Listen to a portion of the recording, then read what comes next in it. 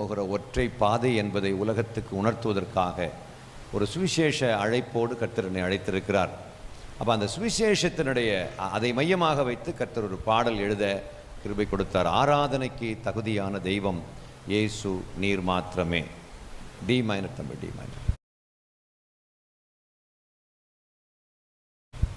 அந்த அவர் மட்டும்தான் ஆராதனைக்கு தகுதியானவர் என்பதை உணர்த்தும்படியான அந்த பாடலை நான் உங்கள் முன்பு பாடி தேவனை மகிமைப்படுத்த விரும்புகிறேன். ஆராதனைக்கு தகுதியான தெய்வம்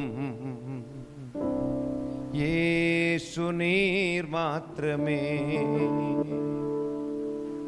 முழு உலகத்துக்கும் பொதுவான தெய்வம் இயேசு நீர் மாத்திரமே. ஆமென். எத்தனை பேர் ஆமென் சொல்றீங்க? யாரும் பெருசா சொல்லல, சத்தமா சொல்லுங்களேன். இந்த சிஎஸ்ஐ லூத்தரன் சபைக்கும் பெந்தகோஸ்து சபைக்கும் ஒரு வித்தியாசம் இருக்கிறத நான் உணர்கிறேன்.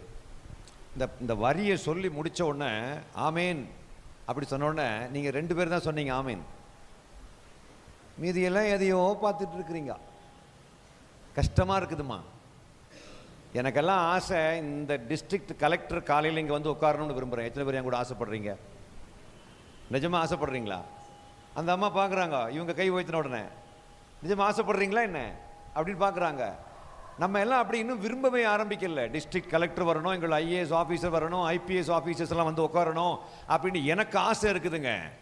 கடவுளே இல்லைன்னு சொல்லக்கூடிய மு.க. ஸ்டாலின் ஐயா வந்து நம்முடைய லுத்தரன் சர்ச்சுக்குள்ளே வந்து உட்காரணும் நான் விரும்புகிறேன். ஆராதிப்பதற்காக சும்மா அப்படியெல்லாம் போயிட்டு இப்படி கட் பண்ணிட்டு போகிறதுக்காக வரதெல்லாம் கிடையாது.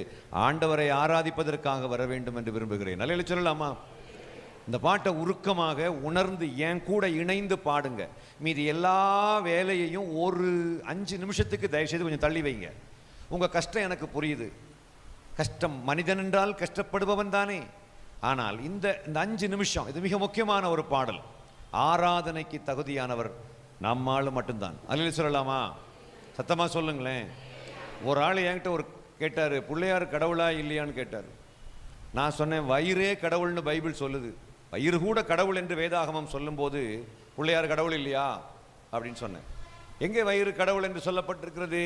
வாசிக்கலாம். பிலிப்பியர் 3ஆம் அதிகாரத்தினுடைய 19வது வசனத்தை வாசிக்க கேட்போம். கொஞ்சம் சீக்கிரமாக வாசிங்களா, குயிக்கா. Philippians chapter 3 and verse number 19 வாசிக்கலாம்.